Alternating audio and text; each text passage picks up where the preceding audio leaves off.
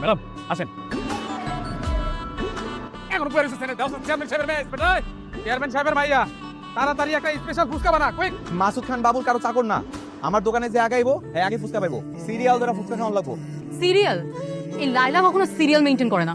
আমার দোকানে যে আগাইবো তার আগে ফুচকা বানাই দিমু। এই যে আপনাকে ফুচকা রেডি, আপনারা খাড়াইছেন কেন? আপনারা বন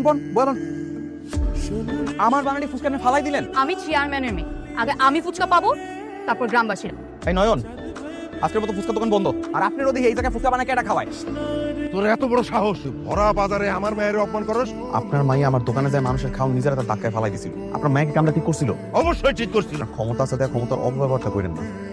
মাইয়ার একটা পুঁথিগত শিক্ষাই দিয়েছেন, পারিবারিক শিক্ষা দিবা পারেন নাই। মাইন্ডের লোকে কেমনে ব্যবহার করুন লাগবে সেই শিক্ষাটা দেন নাই। ভুলটা আসলে আমারই হয়ে গেছে। গাছ যেরকম হইব ফল তেমনই হইব। ঠিক আছে পঞ্চায়েত, আমার কি করা লাগবে আমি করতেছি। তুই আমার মেয়ের কাছে মাপ চাবি, মাপ চাইয়া সারা জীবনের জন্য এই গ্রাম ছেড়ে তুই চলে যাবি। না বাবা, গ্রাম ছাড়া হলে তো আমি শান্তি পাবো না। আম্মাজান, তাইলে কিসে শান্তি লাগবে বলেন, আমি সেই ব্যবস্থা করবো।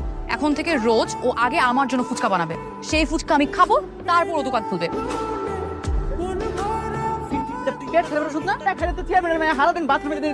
চেয়ারম্যানের বেটিকে সুস্থ রাখার দায়িত্ব আমি নিছি। কালকে আমাদের চোটটা খাওয়াই, চোটের প্রতিশোধ দিব না। তাহলে ভাই আমরা যাই। হ্যাঁ, আরে যাইবেন না কেন? মজা দেখতে হবো না? সুসব একটু ধৈর্য ধরেন, মজা দেখাইতেছি। মাছ যদি আপনারা না আনেন তাহলে আজকে বেচা কিনে বন্ধ করে আবার এক থাপ্পড়ে তো সব অহংকার চলে গেল নাকি?